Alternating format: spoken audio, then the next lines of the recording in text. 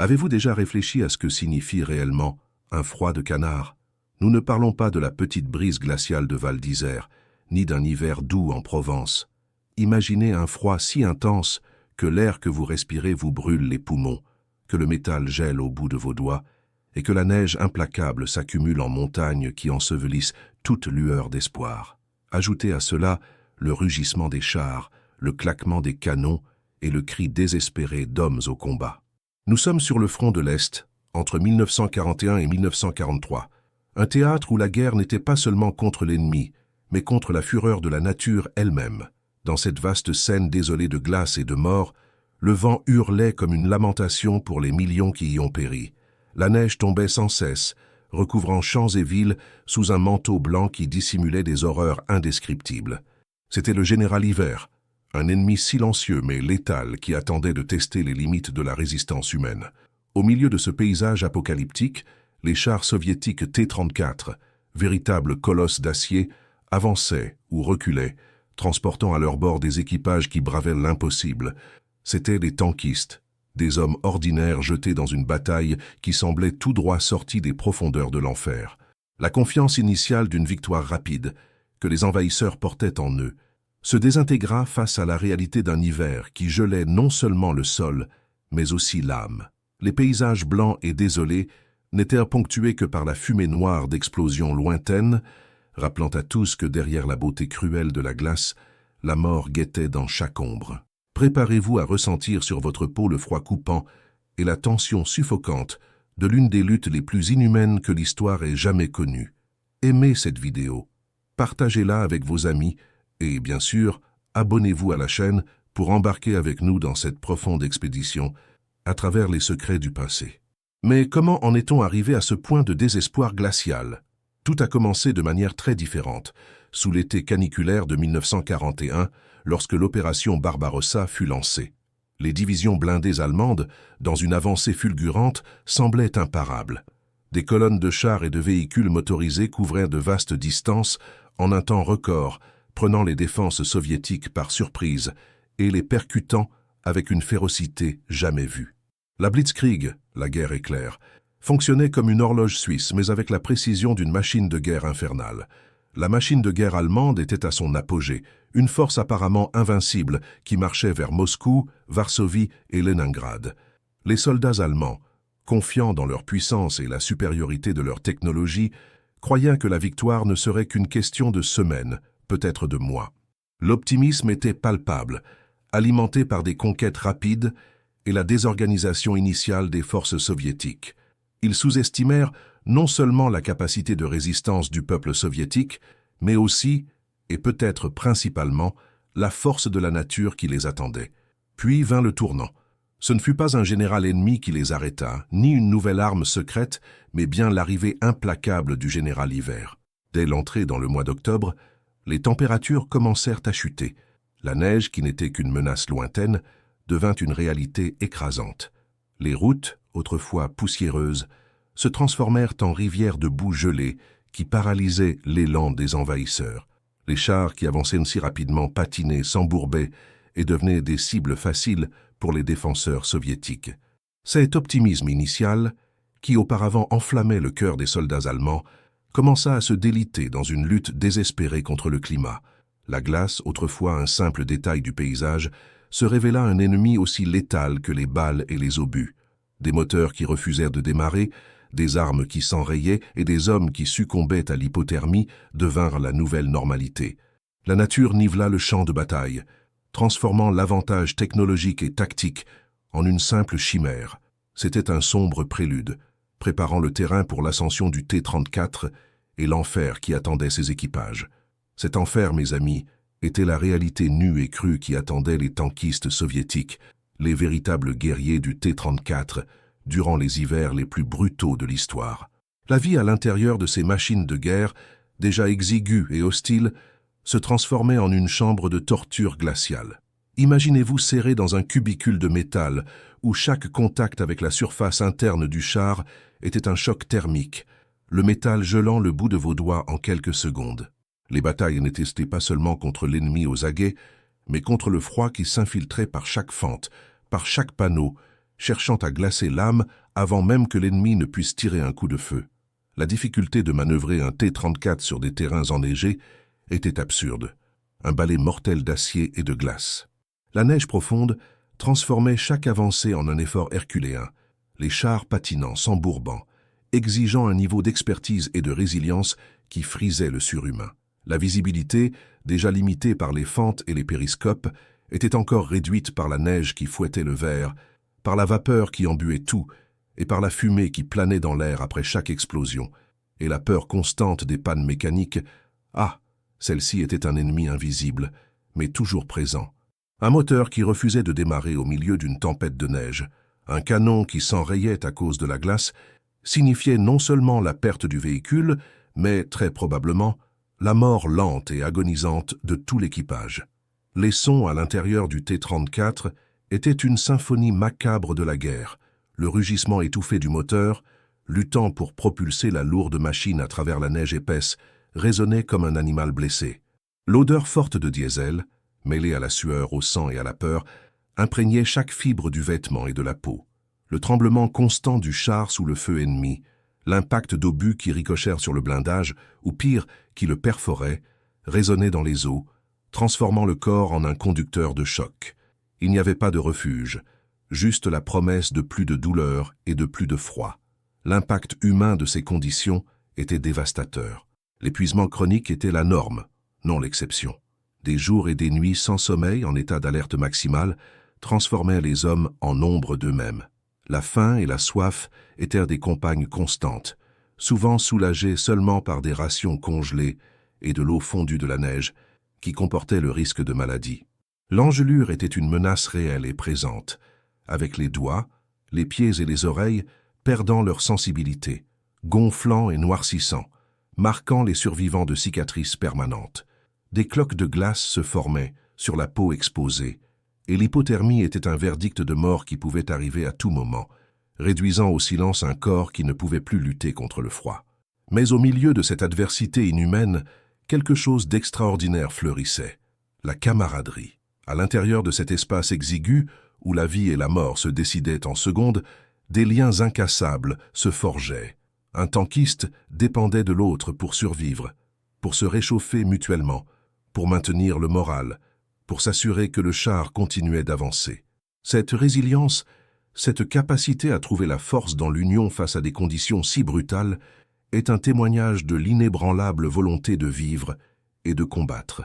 Les champs de bataille, autrefois paysages verts et fertiles, se transformèrent en paysages infernaux de neige et de métal tordu. Des chars détruits, tant soviétiques qu'allemands, gisaient comme des monuments macabres d'une lutte brutale, leurs carcasses gelées se détachant contre le blanc immaculé de la neige.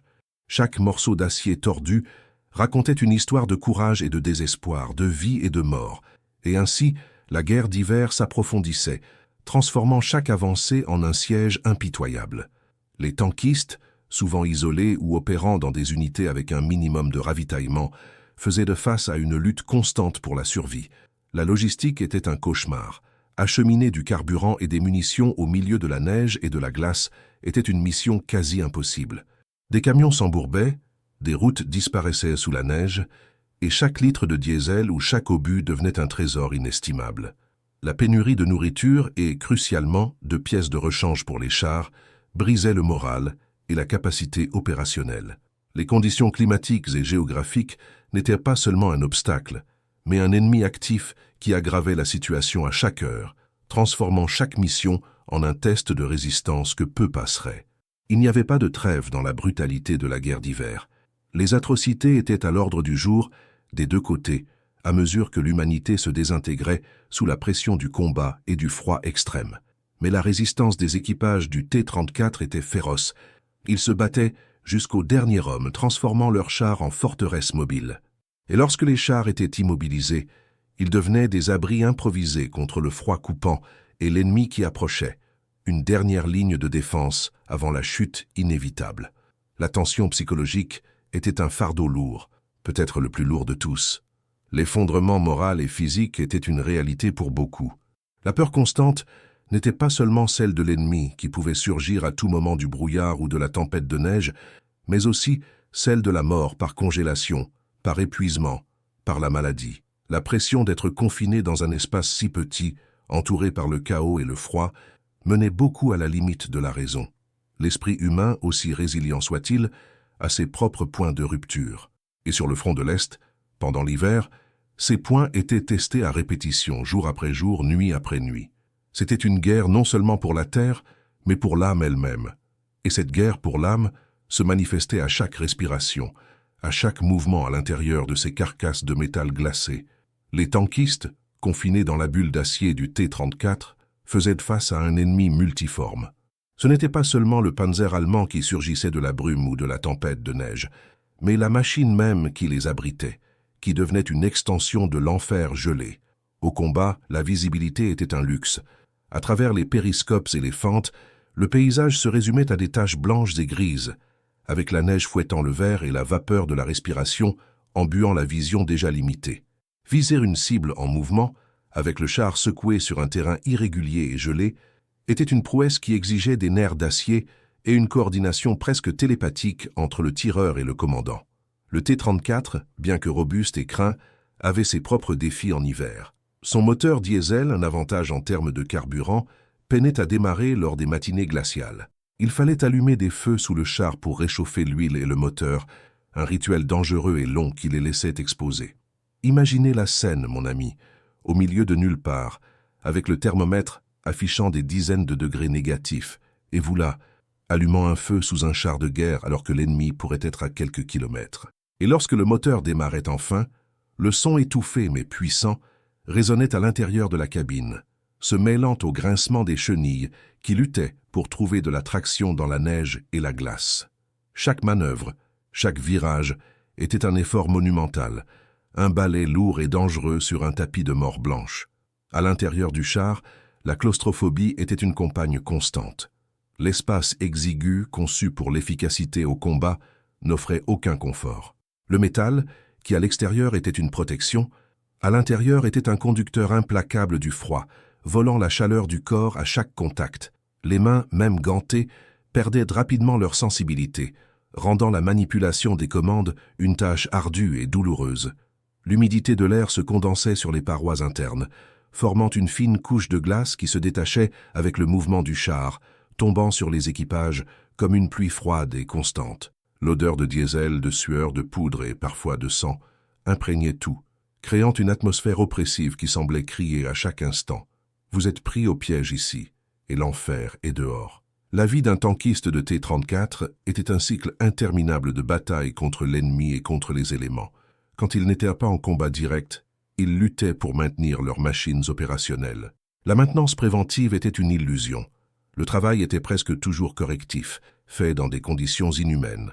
Réparer une chenille cassée au milieu d'une tempête de neige, avec les doigts gelants et le vent coupant fouettant le visage, était un martyre. Les outils glacés au toucher collaient à la peau et chaque écrou ou boulon semblait avoir été soudé par le général Hiver lui-même. La pénurie de pièces de rechange était une réalité brutale, forçant les mécaniciens à improviser avec ce qu'ils avaient ou à cannibaliser d'autres chars détruits, souvent sous le feu ennemi. Et la logistique. Ah, la logistique. Elle était le véritable talon d'Achille de toute armée dans ce scénario. Pour les tankistes, la difficulté d'acheminer du carburant et des munitions était un cauchemar quotidien. Les camions de ravitaillement s'embourbaient dans la neige profonde, où étaient des cibles faciles pour les attaques aériennes et les embuscades ennemies. Souvent, les chars opéraient avec les réservoirs de carburant en réserve, les munitions comptées et la nourriture congelée. La faim et la soif étaient des compagnes constantes. L'eau fondue de la neige était rationnée et souvent contaminée. La nourriture, quand elle arrivait, était des rations sèches et congelées, difficiles à mâcher et encore plus difficiles à avaler avec la gorge sèche. À chaque kilomètre avancé ou reculé, la distance des dépôts de ravitaillement augmentait, transformant la survie en une équation complexe et cruelle. La brutalité de la guerre en hiver ne connaissait pas de trêve. Il n'y avait pas le temps de s'occuper adéquatement des blessés et la ligne entre la vie et la mort était mince. Une blessure légère, qui dans d'autres conditions serait traitable, pouvait rapidement devenir fatale à cause du froid et de l'infection.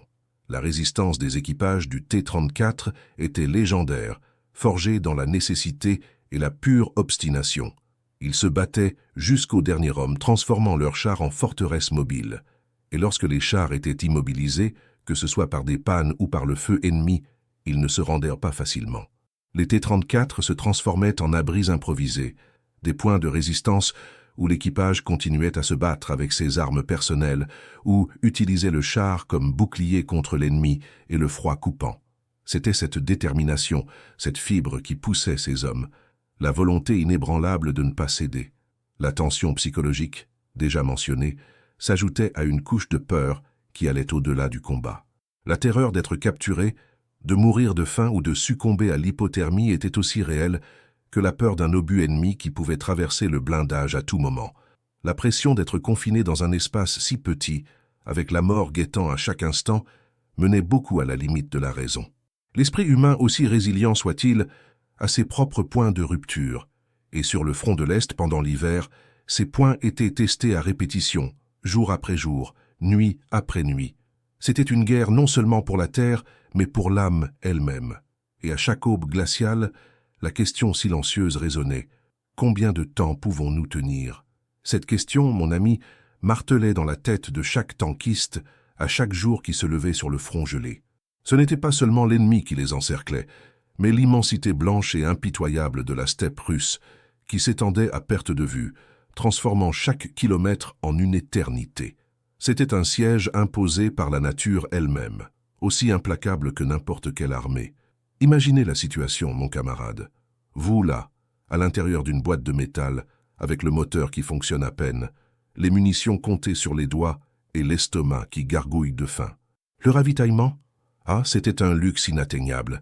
La difficulté de faire arriver du carburant et des munitions au milieu de cette tempête de neige sans fin était un défi qui frisait l'impossible. Les routes, si on pouvait les appeler ainsi, disparaissaient sous des mètres de neige. Les camions de ravitaillement s'embourbaient, devenaient des cibles faciles pour les avions ennemis ou pour des embuscades traîtresses.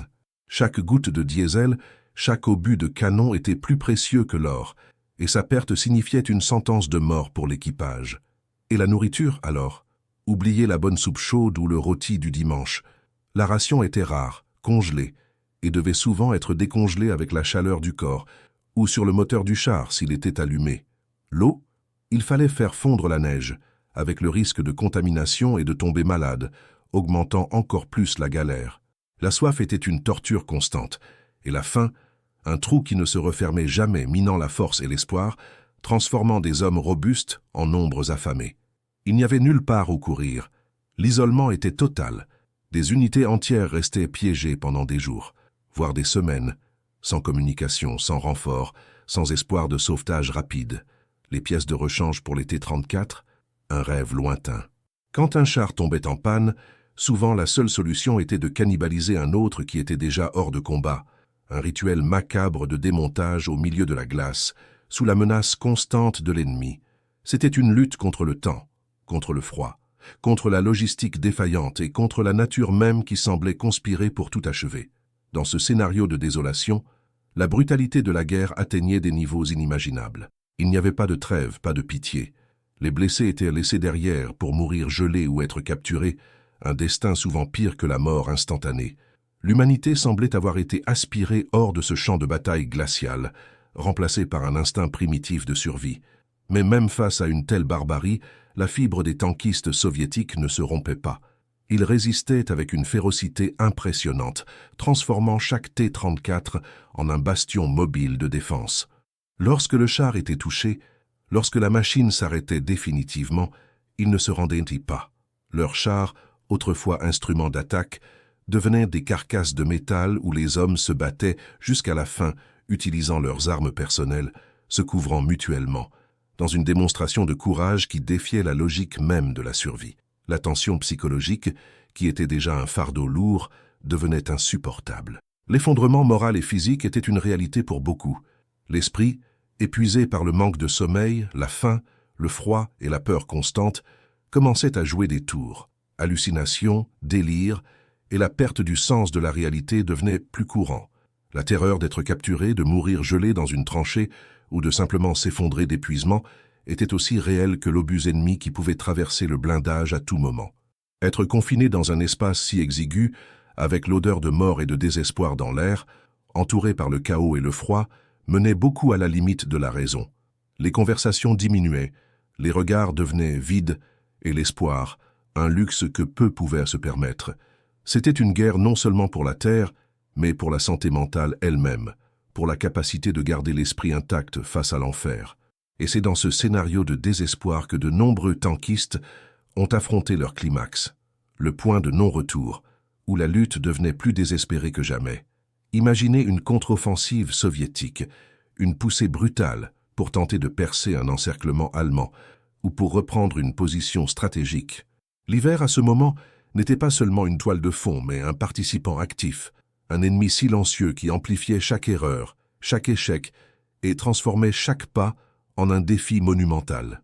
Au milieu d'une tempête de neige qui réduisait la visibilité à quelques mètres, les T-34 avançaient, leur lumière camouflée coupant à peine l'obscurité d'avant l'aube.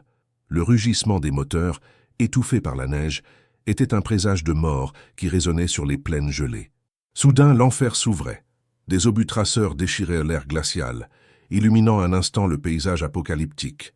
Le sol tremblait sous les explosions, le bruit assourdissant des canons se mêlait au cliquetis des mitrailleuses et aux cris désespérés des hommes. Les commandants de chars, les yeux fixés sur les périscopes gelés, prenaient des décisions de vie ou de mort en fractions de secondes, guidant leurs machines d'acier à travers un labyrinthe de cratères et de neige profonde. Ils devaient choisir, avancer à tout prix, même si cela signifiait exposer le flanc ou tenter une manœuvre évasive qui pourrait piéger le char dans un banc de neige. La vie de leurs camarades et la mission elle-même dépendaient d'un instinct aiguisé et d'un courage qui transcendait la raison. Il n'y avait pas de temps pour hésiter, pour réfléchir aux conséquences. C'était agir ou mourir, et souvent, agir signifiait seulement retarder l'inévitable. Un T-34, touché de plein fouet dans la tourelle, explosait en une boule de feu orange qui contrastait violemment avec le blanc immaculé de la neige, et sa fumée noire montait comme une lamentation funèbre, un avertissement sombre pour ceux qui luttaient encore. Un autre, avec la chenille cassée, tournait de manière incontrôlable, devenant une cible facile pour les panzers allemands qui surgissaient comme des fantômes de la tempête de neige, leurs canons crachant du feu. À l'intérieur d'un char immobilisé, l'équipage n'avait que des secondes pour décider, tenter une réparation suicide sous le feu ou abandonner la machine et affronter le froid coupant et l'ennemi à pied, un choix entre deux morts terribles. Des soldats titubaient dans la neige, laissant des traces de sang sur la blancheur, essayant d'atteindre la sécurité d'une tranchée ou l'abri d'un char ami. Certains tombaient, épuisés, leur vie s'éteignant silencieusement dans la neige. Les blessés criaient, leur voix étouffée par le fracas de la bataille, mais leurs cris de douleur étaient encore plus déchirants dans le silence momentané qui suivait une grande explosion, un rappel cruel de la fragilité de la vie. Le silence était une illusion fugace, rapidement englouti par le hurlement du vent qui apportait avec lui l'odeur âcre de poudre et la promesse de plus de morts. Au milieu du chaos, la résolution de chaque combat était un dénouement douloureux, un bilan brutal de vies perdues et de terrains conquis à un prix impensable. De nombreux T-34, autrefois symboles de résistance et d'attaque, gisaient maintenant comme des squelettes tordus dans la neige, leurs tourelles pointant vers un ciel gris, témoins muets d'un sacrifice sans fin.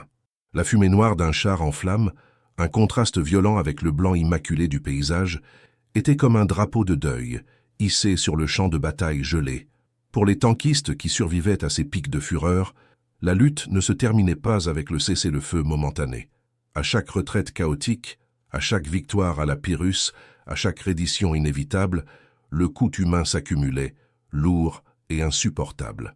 Les yeux des vétérans, même les plus jeunes, portaient l'ombre de paysages infernaux, de camarades perdus à cause du feu ennemi ou de la cruauté du froid qui ne pardonnait pas. Il n'était pas rare de voir des hommes tituber dans la neige, plus fantômes que soldats, leurs uniformes déchirés et souillés de sang et de boue gelée, l'épuisement gravé sur chaque ligne de leur visage. Les décisions prises par les commandants de chars étaient cruelles, mais nécessaires.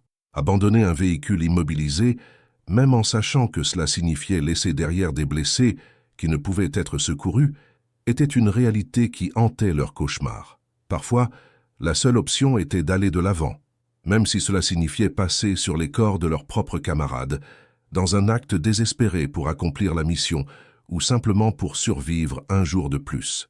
L'éthique et la morale étaient des concepts luxueux écrasés sous les chenilles d'acier de la guerre d'hiver. Les corps gisaient là où ils tombaient, beaucoup d'entre eux rapidement recouverts par la neige qui ne cessait pas, les transformant en monticules blancs, anonymes. Les blessés, s'ils ne gelaient pas ou ne saignaient pas à mort, étaient traînés vers des abris improvisés, où l'espoir de traitement médical était minime. Les ambulances, lorsqu'elles parvenaient à franchir le blocus de la neige et de la glace, arrivaient souvent trop tard, ou n'avaient pas de fourniture pour offrir plus qu'un soulagement temporaire. La douleur, la gangrène et les infections étaient aussi létales que les obus ennemis, fauchant des vies qui avaient survécu à l'enfer de la bataille. Dans ce scénario de désespoir, la camaraderie devenait la dernière ligne de défense contre la folie. Les hommes partageaient la dernière portion de nourriture congelée, se réchauffaient mutuellement avec la chaleur de leurs corps épuisés et chuchotaient des mots d'encouragement à peine audibles au-dessus du hurlement du vent. La résilience n'était pas un choix, mais une imposition, une nécessité brutale pour affronter la prochaine vague d'attaque, la prochaine tempête de neige, la prochaine nuit sans fin. L'esprit humain, même sous une telle pression, trouvait des moyens de s'accrocher à la vie, à une petite flamme d'espoir au milieu de la glace. Mais cet espoir avait un prix. Les cicatrices n'étaient pas seulement physiques, mais profondément gravées dans l'âme. Ceux qui ont survécu à ces hivers brutaux portaient le fardeau de souvenirs qui ne pourraient jamais être effacés. Le silence de la nuit, qui pour d'autres apportait la paix, pour eux était rempli des échos des cris des blessés, du grincement métallique des chenilles et du claquement des canons. La guerre d'hiver était un moulin à viande et à esprit, broyant l'humanité jusqu'à ses limites les plus extrêmes, ne laissant derrière que des fragments. Chaque matin, lorsque le soleil pâle tentait de percer les nuages lourds, se révélait un paysage encore plus désolé. Des arbres défeuillés et cassés par le froid et les explosions, des villages réduits à des décombres et des cendres, et la neige, toujours la neige, recouvrant tout d'un manteau d'oubli qui ne pouvait cacher la vérité. Le coût de la survie était la perte de l'innocence, la perte de la foi en un monde juste et la certitude que l'humanité était capable d'une cruauté inimaginable, amplifiée par l'indifférence de la nature. Ces batailles, qu'elles fussent de grandes contre-offensives ou de petites escarmouches, étaient toujours un test de résistance. Les T-34, bien que notoires pour leur robustesse et leur simplicité, étaient des machines, et les machines échouent. La glace et le froid rendaient chaque panne extrême, transformant un petit défaut en une sentence de mort. Un radiateur gelé, un système de carburant bouché, une chenille fissurée, n'importe lequel de ces problèmes, au milieu du combat, scellait le destin d'un équipage. Les mécaniciens travaillaient sans relâche, souvent sous le feu, les mains gelant au contact du métal, essayant de ressusciter les machines qui étaient le seul espoir de leurs compagnons. L'image d'un T-34 en flammes, avec l'équipage essayant d'échapper à l'enfer de métal en combustion, était une vision courante et terrifiante. Ceux qui parvenaient à sortir étaient immédiatement confrontés au froid coupant, à la menace de l'ennemi qui les chassait comme des proies dans la neige, et à la douleur insupportable des brûlures. Il n'y avait souvent nulle part où courir. Le terrain était un ennemi, la visibilité était nulle et la mort guettait dans chaque ombre, dans chaque monticule de neige. Et lorsque la bataille diminuait enfin, ne laissant derrière que le silence lourd et l'odeur de la mort, ce qui restait était le décompte des morts et des blessés.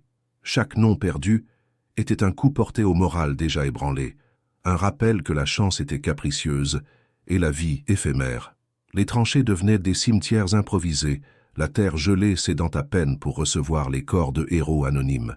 La victoire, lorsqu'elle arrivait, était toujours à la Pyrrhus teinte de sang et de larmes, et l'amère saveur de la perte surpassait toute euphorie. La lutte désespérée pour chaque mètre de terrain, pour chaque jour de vie, laissait des marques indélébiles. L'épuisement mental était aussi profond que le physique. Beaucoup succombaient au choc de la bataille, au froid et à la privation, développant des troubles qui les accompagneraient pour le reste de leur vie, s'ils avaient la chance de survivre. La guerre d'hiver n'était pas seulement une bataille militaire, c'était une guerre totale contre l'humanité, testant les limites de la résistance et de la raison.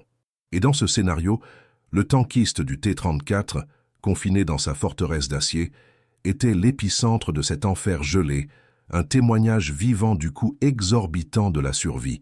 Mais qu'arrivait-il à ceux qui, par miracle, parvenaient à sortir vivants de cet enfer de glace et de plomb? La survie, mes amis, n'était que le début d'une nouvelle bataille, une guerre silencieuse livrée à l'intérieur de l'âme elle-même. De nombreux tankistes portaient non seulement les cicatrices visibles des engelures, des amputations, des brûlures qui déformèrent le corps, mais aussi des blessures invisibles, encore plus profondes et difficiles à guérir. Le froid intense et la privation laissaient des marques permanentes. Problèmes respiratoires chroniques, douleurs articulaires qui lançaient à chaque changement de temps. La sensibilité diminuait dans des membres qui avaient failli être perdus. C'était comme si l'hiver du front de l'Est s'était logé à l'intérieur d'eux, un rappel constant de la cruauté qu'ils avaient vue. Mais les pires séquelles étaient celles qui hantaient l'esprit. Le trouble de stress post-traumatique, aujourd'hui tant discuté, était une réalité brutale et sans nom à cette époque. Des cauchemars vifs, où le rugissement des canons et l'odeur de diesel brûlé revenaient chaque nuit, volaient le sommeil et la paix. Beaucoup voyaient leurs camarades morts à chaque coin de rue sombre, entendirent les cris des blessés dans le silence de la nuit. La difficulté à se réintégrer à la vie civile était immense. Comment expliquer ce qu'ils avaient vécu à ceux qui n'y étaient pas? Comment ressentir du plaisir dans les choses simples de la vie quand on a vu tant de malheurs? La société, épuisée par la guerre, tentait d'aller de l'avant. Mais pour ces hommes, le temps semblait s'être arrêté le jour où ils sont entrés dans ce T-34. Ils étaient des étrangers dans leur propre pays, avec des regards vides qui reflétaient les paysages désolés qu'ils avaient laissés derrière. Les villes, qui furent autrefois des centres de vie vibrants, étaient en ruine, des tas de décombres et de cendres. Rentrer à la maison signifiait souvent ne trouver que la mémoire d'un foyer, d'une famille déstructurée, d'un monde qui n'existait plus. La reconstruction était lente et douloureuse, et à chaque brique remise en place, le souvenir de la destruction était renouvelé. La mémoire de la guerre n'était pas quelque chose que l'on pouvait simplement tourner la page, comme une série qui se termine. Elle était gravée dans les murs détruits, dans les monuments improvisés, et principalement dans l'âme de chaque survivant. Ils étaient la preuve vivante que la guerre ne se termine pas lorsque le dernier coup de feu est tiré. Elle continue, silencieuse et implacable, dans les cœurs et les esprits de ceux qui sont restés. Et qu'apprenons-nous de tout cela, de cette épopée de glace et d'acier?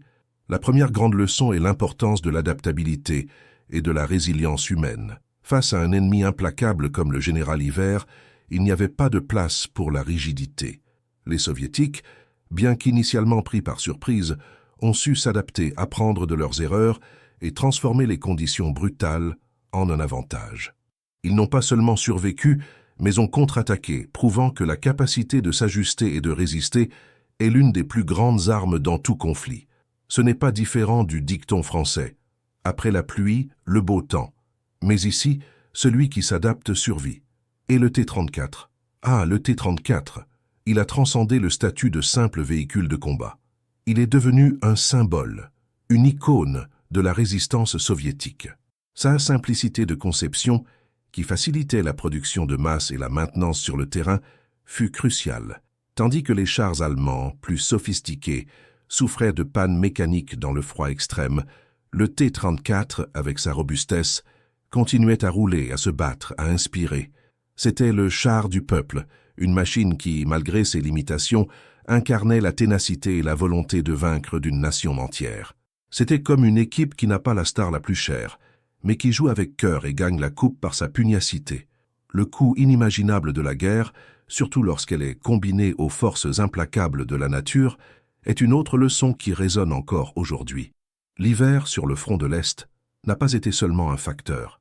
Il a été un personnage central, un exécuteur silencieux qui a fauché plus de vies que de nombreuses batailles. Il a démontré que, aussi avancée que soit la technologie, aussi bien entraînée que soient les armées, la nature a le dernier mot. L'impact politique et militaire fut gigantesque. L'hiver a gelé l'avance allemande, donnant le temps aux Soviétiques de se regrouper et de lancer leur contre-offensive, qui ont changé le cours de la guerre. Moscou n'est pas tombé, Leningrad a résisté, et la croyance en l'invincibilité de la Blitzkrieg s'est effondrée sous le poids de la neige et de la glace. Ce fut un échec et mat de la nature qui a réécrit l'histoire. Mais comment s'assurer que ces leçons ne soient pas oubliées? La mémoire collective est notre bouclier contre l'oubli. Dans toute la Russie et les pays qui faisaient partie de l'Union soviétique, des monuments imposants s'élèvent. Des statues de bronze et de pierre qui rendent hommage aux héros et aux victimes de ces hivers. Des musées dédiés à la Grande Guerre patriotique, conservent les T-34, rouillés et marqués par les balles, à côté d'uniformes, d'armes et d'effets personnels des soldats. Chaque artefact raconte une histoire, chaque photo un regard, chaque char une cicatrice. Ils sont les gardiens silencieux d'un passé qui ne peut être effacé. Les récits des vétérans, tant qu'ils sont encore en vie, sont des joyaux inestimables. Leurs voix, souvent étranglées par l'émotion et la douleur, sont le témoignage le plus pur de la réalité qu'ils ont vécue. Ce sont les conteurs d'histoires qui nous permettent de ressentir, même de loin, le froid, la peur et le courage qui ont défini cette époque. Entendre un vétéran raconter comment il a survécu à une tempête de neige à l'intérieur d'un char immobilisé ou comment il a vu ses amis gelés est une expérience qui nous connecte directement à l'histoire. C'est comme entendre un grand-père raconter ses aventures de jeunesse, mais avec la gravité de celui qui a vécu l'enfer. Et l'art, dans ses diverses formes, joue également un rôle fondamental.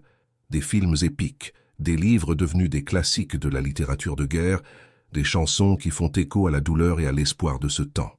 Toutes ces œuvres maintiennent vivante la mémoire des tankistes du T-34, garantissant que les futures générations comprennent le sacrifice et la résilience démontrés. Elles nous forcent à réfléchir sur la brutalité de la guerre et l'importance de la paix. Les cicatrices de cet hiver restent gravées non seulement sur la terre gelée du front de l'Est, mais profondément dans l'âme d'une nation et, par extension, dans la conscience de l'humanité. Ce sont des rappels éternels que, même dans les conditions les plus inhumaines, l'esprit humain peut trouver la force de lutter, de résister et de, qui sait, même rêver d'un lendemain. L'histoire des tankistes de T-34 en hiver n'est pas seulement un chapitre d'héroïsme militaire. C'est un conte sur la fragilité de la vie et l'indomptable volonté humaine. Cette indomptable volonté, forgée dans l'enfer glacial du front de l'Est, est la flamme qui, encore aujourd'hui, nous éclaire et nous guide. Elle résonne à travers le temps, nous rappelant que, aussi implacable que soit l'hiver de la guerre, la résilience de l'esprit humain est capable de faire fondre même la plus dure des glaces, de surmonter les adversités les plus terribles. Les tankistes du T-34, confinés dans leur carcasse d'acier, ont affronté non seulement l'ennemi visible qui surgissait de la tempête de neige, mais la nature elle-même dans sa forme la plus brutale, une force qui testait les limites de l'existence. Ils étaient la ligne mince entre la victoire et la défaite, entre la vie et la mort, et leur courage résonne à travers les décennies, un témoignage silencieux et éternel de sacrifice. L'histoire de ces hommes qui ont transformé leur char en forteresse mobile et leur corps en bouclier contre le froid et l'ennemi est plus qu'un chapitre militaire. C'est un miroir qui nous confronte à la froideur de l'histoire, qui oublie parfois les visages et les douleurs derrière les grands chiffres et les stratégies de bataille. Mais, en même temps, elle allume en nous la flamme de la mémoire, une lumière inextinguible pour que nous n'oublions jamais le coût de la liberté et de la paix, et la valeur inestimable de chaque vie. C'est une ode à ceux qui, même sans les projecteurs de la reconnaissance immédiate, ont lutté, sont tombés ou ont survécu pour raconter une histoire de douleur, de gloire et d'espoir indomptable. Il nous enseigne que l'humanité, dans ses moments les plus sombres et désespérés, peut trouver la force et la lumière en elle pour persister, pour rêver d'un lendemain, même lorsque le présent est un cauchemar gelé, où chaque jour est une lutte pour l'existence même. Si ce voyage intense à travers la mémoire des tankistes du T-34 et l'hiver cruel du front de l'Est a touché votre cœur, si cela vous a fait réfléchir sur la force et la fragilité de l'esprit humain face à la guerre et à la nature, alors ne manquez pas la chance d'approfondir encore plus. Aimez cette vidéo, partagez-la avec vos amis et bien sûr, abonnez-vous à la chaîne pour ne manquer aucune de nos prochaines expéditions historiques. Nous voulons savoir, quel autre chapitre de la Seconde Guerre mondiale aimeriez-vous explorer avec nous? Laissez votre commentaire juste en dessous et venez faire partie de notre communauté d'amateurs d'histoire. À la prochaine, tout le monde!